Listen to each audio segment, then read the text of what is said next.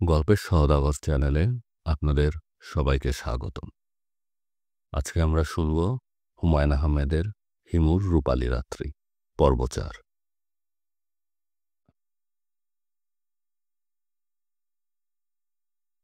মন খারাপ, খুবই খারাপ।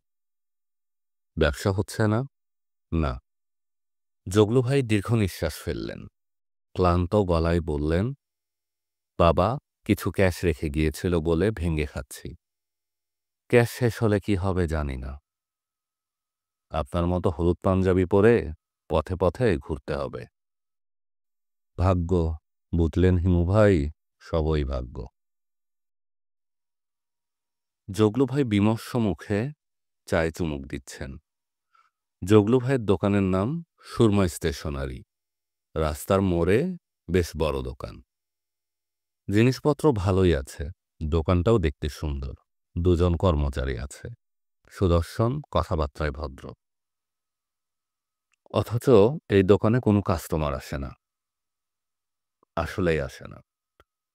জগলু ভাইয়ের এর আগে কলাবাগানে একটা দোকান দিয়েছিলেন, সাগর স্টোর।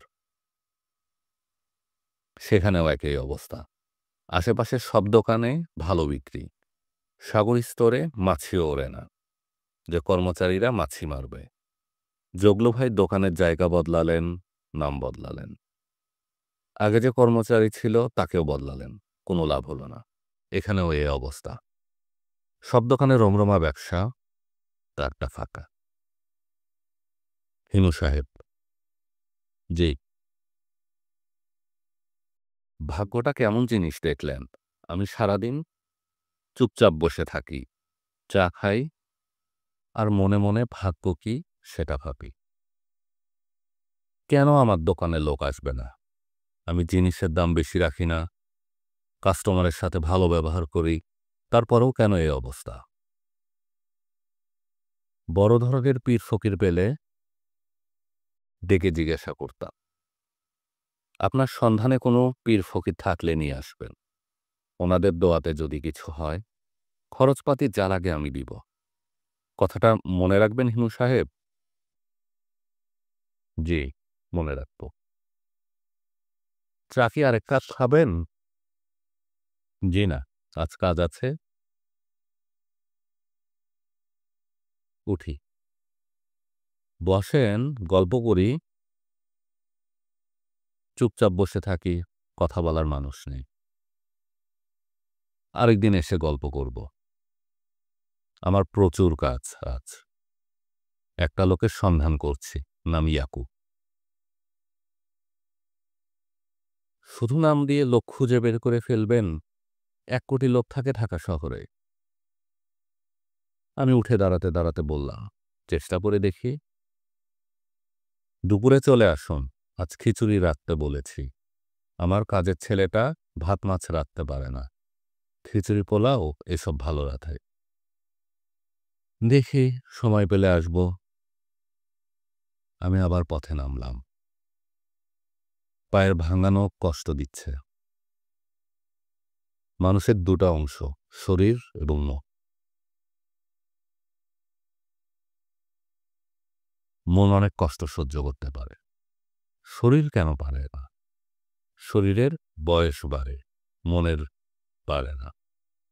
যারা শরীরকে ঘাস করতে পারে, মনকে পারে না। শরীরের মৃত্যু আছে, মনের কি অবস্থা? যে মন জরাকে জয় করতে পারে সে নিশ্চয়ই মৃত্যুকেও জয় করতে পারে। এ জাতীয় দার্শনিক চিন্তা করতে করতে এগোচ্ছি। রাস্তায় প্রচুর মানুষ, তাদের ব্যস্ততাও দেখার মতো। রাস্তার পাশে চায়ের দোকানে বসে যে চা খাচ্ছে সেও ব্যস্ত, স্থির হয়ে চা খাচ্ছে না, সারাক্ষণ এদিক ওদিক তাকাচ্ছে। এদের মধ্যেই লুকিয়ে আছে রহস্যময় ইয়াকু। ঢাকা শহরের মানুষদের ঠিকঠাক পরিসংখ্যান থাকলে দেখা যেত এই শহরে মোট কতজন ইয়াকু আছে। 3 থেকে 5 হাজার থাকার কথা। এদের মধ্যে কেউ কেউ নিশ্চয়ই অসম্ভব বিত্তবান, কেউ হতদরিদ্র। 2-1 জন পাওয়া যাবে সাধুসন্ত, মহাপুরুষ পর্যায়ের। কয়েকজন নিশ্চয়ই ভয়ঙ্কর অপরাধী। খুন-টুন করে ফেলেছে। কিছু থাকবে রেপিস্ট। ৯-১০ বছরের বালিকা রেপ করে লুকিয়ে আছে। ঢাকা শহরের সবকটা ইয়াকুবকে একত্র করে একটা গ্রুপ ছবি তুলতে পারলে ভালো হতো। এদের নিয়ে গবেষণাধর্মী একটা বইও লেখা যেত। A comprehensive study in lives of Yakubs of Dhaka city. বাংলায় ঢাকা শহরের ইয়াকুবদের জীবনচর্চা।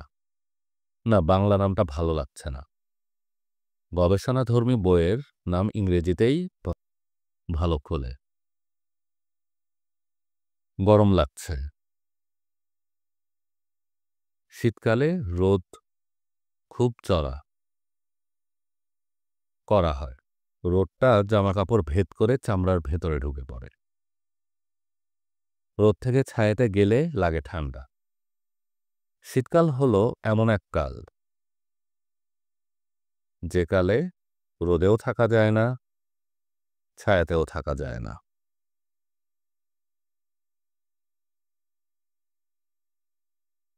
আমি ভিক্ষুক মেসকান্দর মিয়ার সন্ধানে বের হলাম।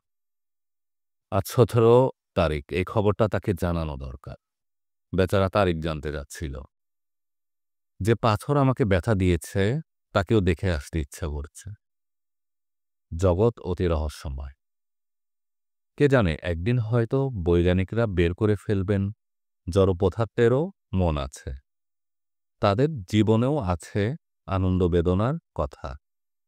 আমার বাবা তার জবেদা খাতায় লিখে গেছেন। মহাপ্রাণ নানান ভঙ্গিতে নিজেকে প্রকাশ করেছেন। তিনি মানুষ হিসেবে নিজেকে প্রকাশ করেছেন, পশু কীটপতঙ্গ হিসেবেও নিজেকে প্রকাশ করেছেন। গাছপালাও মহাপ্রাণেরই অংশ। নদী, সাগর, বালি, ধুলাকণাতেও তিনি নিজেকে প্রকাশিত করেছেন। বিশ্ব ব্রহ্মাণ্ডের সকল মহাপ্রাণের নানান রূপান্তর। আমার পিতার কথা সত্যি হলে পাথরেরও প্রাণ থাকবে। যেহেতু সে পাথর, তার প্রাণ হবে কোমল। সে মানুষকে ব্যথা দিচ্ছে ঠিকই, কিন্তু নিজে সেই কারণে অনেক বেশি কষ্ট পাচ্ছে। কে, হিমুনা? আমি থমকে দাঁড়ালাম। পায়ের পাতা গরমে চিরচির করছে। এক জায়গায় দাঁড়িয়ে থাকা ভয়াবহ ব্যাপার। শীতকাল এখনো শেষ হয়নি, অথচ দিনের বেলায় চৈত্র মাসের গরম পড়েছে। আল-নিনোর এফেক্ট হবে। রাস্তার পিচ এখনো গলা শুরু করেনি, তবে মনে হচ্ছে করবে। ভর দুপুর হলেও কথা ছিল। বেলা ৪টার মতো বাজে। বিকেল শুরু হয়েছে, এখনো এত গরম। কথা বলছিস না কেন? তুই হিমুনা? আমি বলতে যাচ্ছিলাম, জি না, রং নাম্বার। বলা হলো না। এমন তো হতে পারে যে প্রশ্ন করছে তাকেই আমি খুঁজছি। তারই নাম ইয়াকুব, বাবার নাম সোলাইমান। আমার অনুসন্ধানের আন্তরিকতায় মুগ্ধ হয়ে গড অলমাইটি তাকেই আমার কাছে পাঠিয়ে দিয়েছেন। আমি প্রশ্নকর্তার দিকে তাকালাম। প্রশ্নকর্তা মিডিয়াম সাইজ, পর্বতের কাছাকাছি। টকটকে লাল শার্ট গায়ে দিয়ে আছেন। তার বিশাল ভুঁড়ি শাক ছিঁড়ে যে কোনো মুহূর্তে বের হয়ে আসবে বলে মনে হচ্ছে। মাথা পরিষ্কার করে কামার। নেংটি পরিয়ে ছেড়ে দিলে জাপানি সুমো কুস্তিগির হয়ে যাবে। জাপানিদের সঙ্গে চেহারার খানিকটা মিলও আছে। নাক চ্যাপ্টা, চোখ ছোট ছোট। এর না বিয়ে ইয়াকুব হবার কোনো কারণ নেই। প্রশ্নকর্তা আহত গলায় বলল, মাই ডিয়ার ওল্ড ফ্রেন্ড, তুই কি এখনো আমাকে চিনতে পারছিস না? আমি বললাম, না, চিনতে পারিনি। তাতে কোনো অসুবিধা নেই। তুই কেমন আছিস দোস্ত? শরীর তো মাশাল্লাহ ভালো বানিয়েছিস। প্রশ্নকর্তা বিষণ্ণ গলায় বলল, কেউ আমাকে চিনতে পারে না। তাদের দোষ দিয়ে কি হবে? আমি নিজেই নিজেকে চিনি না। তোর সঙ্গে কিশোরী মোহন পাঠশালায় পড়তাম। আমি আরিফ, আরিফুল আলম জোয়াদ্দার। এখনো চিনতে পারিসনি? না। চেনা চেনা কি লাগছে?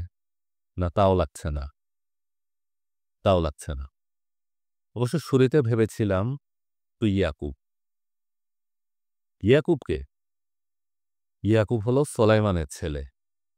সোলাইমানটাকে বাদ দে, চিনতে পারবি না। কেমন আছিস বল? দোস্ত, সত্যি করে বল, তুই এখন আমাকে চিনতে পারছিস না? না?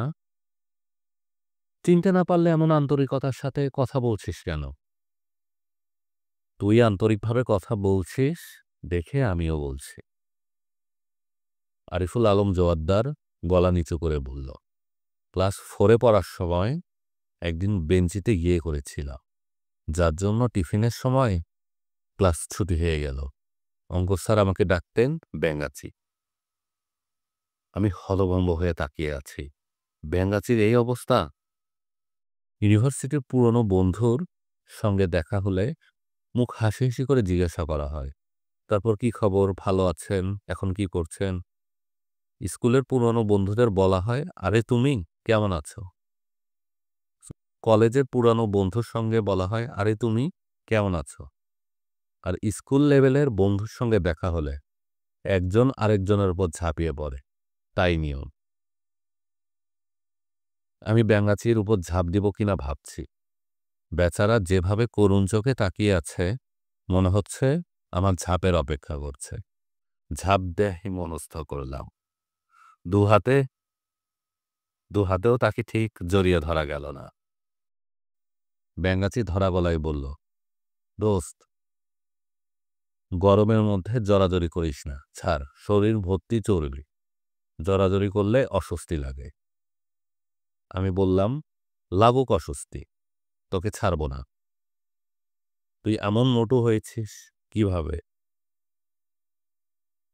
খেয়ে খেয়ে মোটু হয়েছি দোস্ত, দিন রাত খাই। বলিস কি? কেন খাবো না বল? আল্লাহ পাক মানুষকে খাওয়ার জন্যই তো সৃষ্টি করেছে। পৃথিবীতে যা কিছু আছে সবই মানুষের খাদ্যদ্রব্য। গরু, মহিষ, ছাগল, ভেড়া, পোকা, মাকড়, গাছগাছরা সবই তো আমরা খাচ্ছি। খাচ্ছি না? খাচ্ছি। আমার এক চাচি ছিলেন, পেটে সন্তান এলেই তিনি মাটি খেতেন। মাটির চুলার ৩টা মাথা ভেঙে একদিন খেয়ে ফেললেন। সেদিন রান্না হলো না। রাঁধবে কোথায়? চুলা নেই। চাচির শাশুড়ি চাচির উপর খুব রাগ করল। বৌমা, যদি এতই মাটি খেতে হয় খেতে চলে যাও, খেতে গিয়ে মাটি খাও। আমি চোখের আড়াল হলে তুমি দেখি বাড়িঘর সব খেয়ে ফেলবে। তাদের আবার মাটির ঘর বাড়ি তো, এই জন্য চিন্তাটা বেশি। আমি হো হো করে হাসছি। বড় হয়ে ব্যাঙাচি যে এমন রসিক হবে তা বোঝা যায়নি। ছোটবেলায় তার প্রতিভা বেঞ্চিতে করে দেওয়ার ব্যাপারেই সীমাবদ্ধ ছিল। ব্যাঙাচি ছোট্ট করে নিঃশ্বাস ফেলে বলল, তোর সঙ্গে দেখা হয়ে ভালো লাগছে রে দোস্ত। তুই যখন জড়িয়ে ধরলি তখন প্রায় কেঁদেই ফেলছিলাম। দেখা হলে জড়িয়ে ধরার মতো বন্ধু মানুষের ২-১টার বেশি থাকে না। আয় কোথাও বসি, চাটা কিছু খাই। ভালো কথা, চাকরি বাকরি কিছু করছিস? পার্ট টাইম চাকরি। পার্ট টাইম চাকরি ভালো রে দোস্ত, টেনশন কম। কাজটা কি, বেতন কত? বেতন কম হলে বলিস না, তোকে লজ্জা দেবার জন্য জিজ্ঞাসা করিনি। পুরনো বন্ধু, সেই দাবিতে জিজ্ঞাসা করা। অনুসন্ধানের কাজ, একটা লোককে খুঁজে বের করা। খুঁজে বের করতে পারলে ২০,০০০ টাকা পাবো, খুঁজে না পেলে লবডঙ্কা। দোস্ত, চিন্তা করিস না, আমি তোকে সাহায্য করব। Word of honour. পুরনো বন্ধুর জন্য এইটুকু না করলে কি হয়? তাছাড়া আমার কাজকর্মও কিছু নেই। আমি কোথাও বসে চাটা কিছু খাই, ফর ওল্ড টাইমস সেক। তোর সঙ্গে টাকা পয়সা কিছু আছে? না, আমার পাঞ্জাবির পকেটই নেই। এটা ভালো করেছিস, পকেটই ফেলে দিয়েছিস। টাকা আমার কাছেও নেই, বউ টাকা দেয় না। টাকা দিলেই খাওয়া দাওয়া করবো, এই জন্যে দেয় না। সে যেমন বুনো ওল, আমিও তেমনি বাঁকা তেঁতুল। আমিও ব্যাঙাচি। ঢাকা শহরে ৩টা জায়গায় ব্যবস্থা করা আছে। বাকিতে খাই, মাস কারবারি টাকা দেই। চল আমার সঙ্গে একটু হাঁটতে পারবি? পারবি না? পারবো। তোকে দেখে এমন ভালো লাগছে দোস্ত, আবার খারাপও লাগছে। খালি পায়ে হাঁটছিস দেখে মনে ব্যথা পেয়েছি। I am heart. ভিক্ষা করে যে ফকির, সে ওই স্পঞ্জের স্যান্ডেল খায়। আর তুই হাঁটছিস খালি পায়ে। তুই কোনো চিন্তা করিস না, তোকে আমি ভালো একজোড়া স্যান্ডেল কিনে দিব, প্রমিস। টাকা থাকলে আজই কিনে দিতাম, জুতার দোকানে বাকি দেয় না। ব্যাঙাচি আমাকে নিয়ে মালিবাগের এক কাবাব হাউসে ঢুকল। পিয়া কাবাব অ্যাট বিরিয়ানি হাউস। সাইনবোর্ডে রোগা পটকা এক খাসির ছবি। খাসির মুখটা হাসি হাসি। হাস্যমুখী ছাগল যে পেইন্টার এঁকেছে তাকে ধন্যবাদ দিতে হয়। মানুষ ছাড়া অন্য কোনো প্রাণী হাসতে পারে না বলে যে ধারণা প্রচলিত, তাদের সম্পূর্ণ ভুল। হাস্যমুখী ছাগল দেখলে তা বোঝা যায়। দোস্ত কি খাবি? যা খেতে ইচ্ছে করে খা। এটা বলতে গেলে আমার নিজেরই দোকান, মালিক আমার ভাগ্নে। আপন না, বাতাম। আপন ভাগ্নের চেয়ে পাতানো ভাগ্নের জোর বেশি, তা তো জানিসই। জানিস না? বিরিয়ানি খাবি? বিকেলবেলা বিরিয়ানি খাবো? বাসি বিরিয়ানি, এর টেস্ট আলাদা। গরম করে দিবে, নাস্তার মতো খা। বিরিয়ানি যত বাসি হয় তত স্বাদ, ঘি ভেতরে ঢোকে, মাংস নরম হয়, মাংসের প্রত্যেকটা আঁশ আলাদা আলাদা হয়ে যায়। আমার কথা শুনে আজ খেয়ে দেখ। একবার খেলে আর টাটকা পোলাও খেতে পারবি না, শুধু বাসি পোলাও খাবি। খাওয়ার মতো স্থূল ব্যাপারও যে এত দৃষ্টিনন্দন হতে পারে ভাবিনি। আরিফ খাচ্ছে, আমি মুগ্ধ হয়ে দেখছি। হাড্ডি চুষছে, আনন্দে তার চোখ বন্ধ হয়ে আসছে। খাওয়ার মাঝখানে একটা আস্ত পেঁয়াজ নিয়ে কচকচ করে চিবিয়ে ফেলল। গাঢ় স্বরে বলল, পেঁয়াজের রস হজমের সহায়ক। ভরপেট বিরিয়ানি খাবার পর দুটো মিডিয়াম সাইজ পেঁয়াজ চিবিয়ে খেয়ে ফেলবি, দেখবি আধ ঘন্টার মধ্যে আবার খিদে পেয়েছে। আমার অবশ্য হজমের সমস্যা নেই। বিরিয়ানি পর্ব 3 প্লেট আর ছিল না। শেষ হবার পর বাটি স্যুপের মতো তরল পদার্থ এলো। স্যুপের উপর গোলমরিচের গুঁড়া ভাসছে, কুচি কুচি করে কাটা কাটা মরিচ ভাসছে। আরিফ বাটির দিকে মুগ্ধ হয়ে তাকিয়ে আছে। স্যুপের বাটির দিকে এমন মুগ্ধ প্রেমপূর্ণ দৃষ্টিতে এর আগে কেউ কি তাকিয়েছে? মনে হয় না।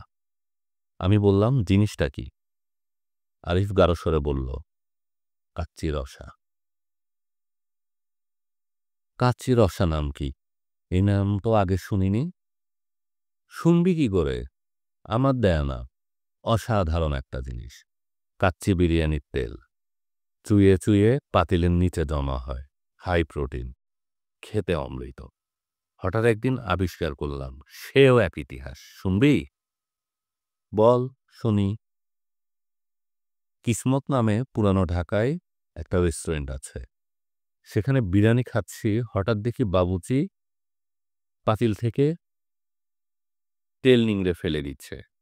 আমি ভাবলাম, খেয়ে দেখি জিনিসটা কেমন, খারাপ হবার কথা তো না। ঘি প্লাস গোস্তের নির্যাস প্লাস পোলায়ের চালের নির্যাস। 1 চামচ মুখে দিয়ে, বিশ্বাস কর দোস্ত, আমার কলজে ঠান্ডা হয়ে গেল।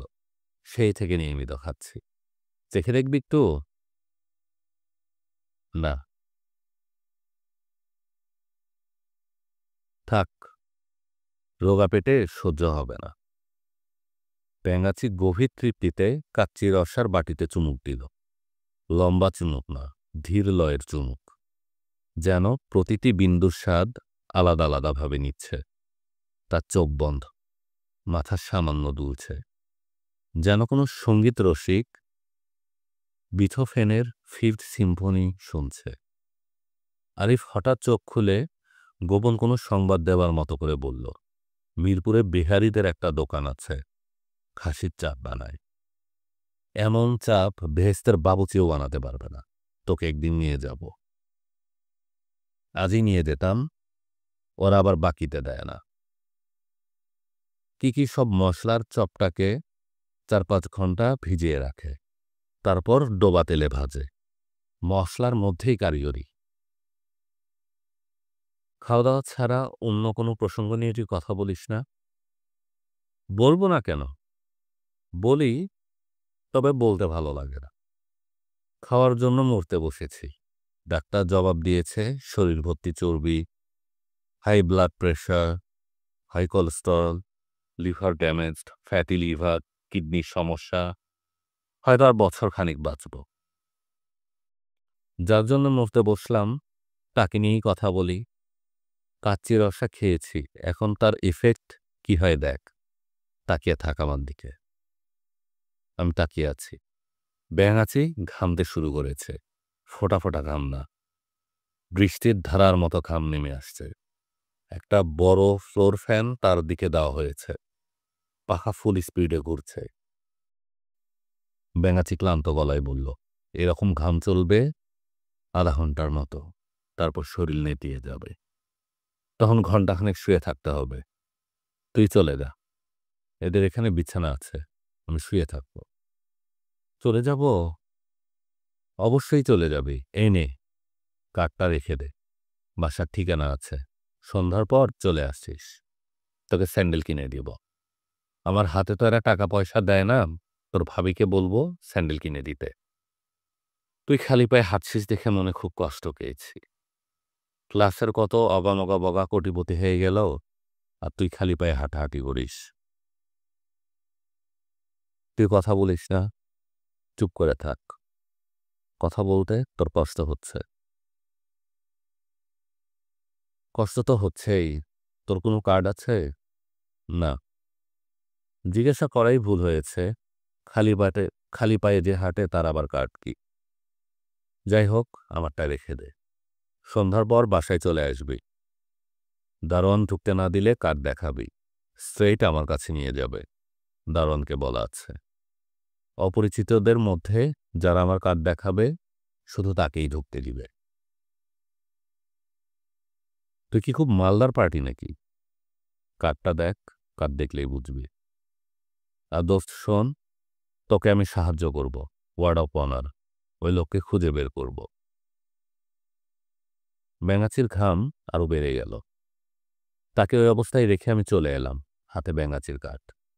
হ্যান্ডশেকের বদলে কার্ড শেক। কিছুদিন পর কার্ড কালচারের আরও উন্নত হবে বলে আমার ধারণা। কার্ডের সরকারি বিধিনিষেধ এসে পড়বে। সাধারণ জনগণ ব্যবহার করবে সাদা রঙের কার্ড। সংসারের সদস্যরা লাল পাসপোর্টের মতো লাল কার্ড। কোটিপতিদের কার্ড হবে সোনালি, লক্ষপতিদের রূপালি। ফকির মিসকিনদের কার্ডের রং হবে ছাই রঙের। তাদের কার্ডে প্রয়োজনীয় সব তথ্য থাকবে, যেমন মেসকন্দর মিয়া, ভিক্ষুক, পিতা কুতুব আলী, একচক্ষু বিশিষ্ট, কানা, ব্যবসার স্থান রামপুরা টিভি ভবন হতে মৌচাক গোল চত্বর, ট্রেডমার্ক গোলপাথর, সরকারি রেজিস্ট্রেশন নম্বর 71963302 সন্ধ্যাবেলা ভিক্ষুক মেসকন্দর মিয়ার অবস্থানের জায়গাটা পেলাম। মেসকন্দর আমাকে দেখে বিরক্ত ভঙ্গিতে তাকালো। আমি মধুর গলায় বললাম, কেমন আছো মেসকন্দর? কেমন আছো মেসকন্দর? সে জবাব দিল না। পিচ করে থুতু ফেলল। থুতু পড়ল পাথরটার উপর। আমি বললাম, মেসকন্দর, আজ হলো 21 তারিখ। তুমি তারিখ জানতে চাও। কাজে আমি ঠিক করেছি রোজ এসে তোমাকে তারিখ জানিয়ে যাব। মেসকন্দর এক চোখে তাকিয়ে আছে। এক চোখের দৃষ্টি এমনিতেই তীক্ষ্ণ হয়, আজ আরও তীক্ষ্ণ লাগছে। মেসকন্দর বিড়ি বের করে ধরালো। আমি অমায়িক গলায় বললাম, আমাকে একটা বিড়ি দাও তো। মেসকন্দর বিরক্ত গলায় বলল, কেন আমারে ত্যাক্ত করতেছে? আমি আপনার কি ক্ষতি করছি? বলতে বলতে সে পাথরের উপর থুতু ফেলল। আমি বললাম, পাথরের উপর থুতু ফেলো না। আমি ঠিক করেছি এই পাথরটা আমি আমার এক বন্ধুকে দিব। সে সর্বভুক। হাতুড়ি দিয়ে পাথর ভেঙে টুকরো টুকরো করে সে খেয়ে ফেলবে। একটু সিরকা দিবে, কিছু লবণ, কিছু গোলমরিচ, পাথরের চাটনি। মেসকান্দর কঠিন চোখে তাকিয়ে আছে। তার হাতের বিড়ি নিভে গেছে, কিন্তু চোখে আগুন জ্বলছে। আমি পাথরের ওপর উঠে বসলাম। সন্ধ্যা হচ্ছে। পাথরে বসে সন্ধ্যার দৃশ্য দেখতে ভালো লাগার কথা। মেসকান্দরের মুখ ভর্তি থুতু। মনে হচ্ছে পাথরটা সে ব্যবহার করে থুতু ফেলার জন্য। আমি পাথরে বসে থাকায় সে থুতু ফেলতে পারছে না।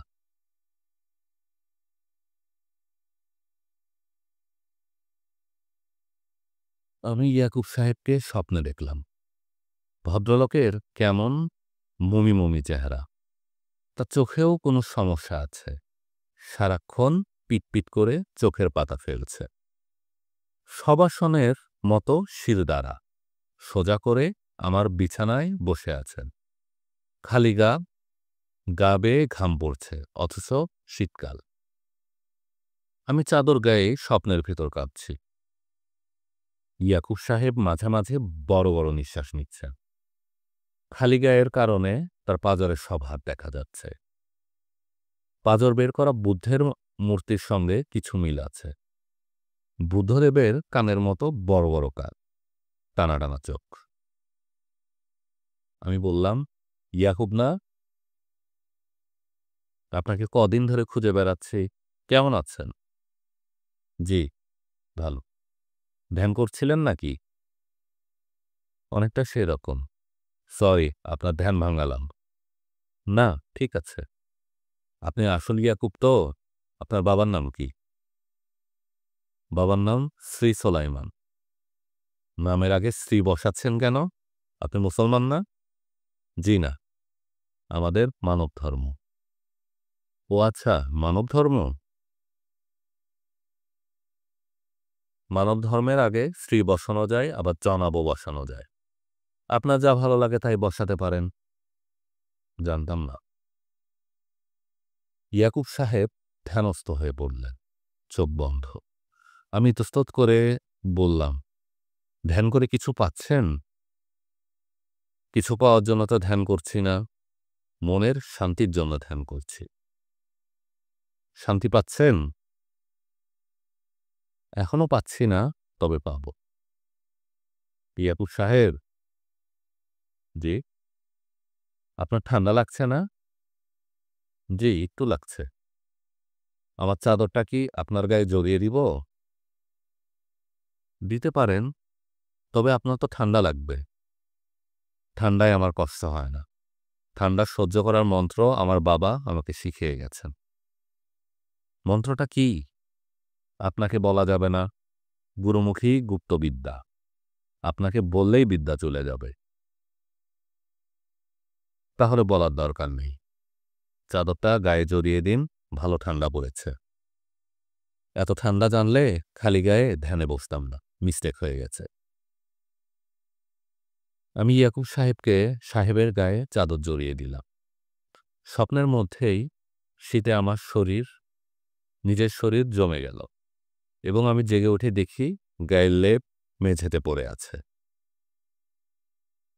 আমি ঠকঠক করে কাঁপছি। এখন আবার শীত নেমেছে, ভয়াবহ শীত।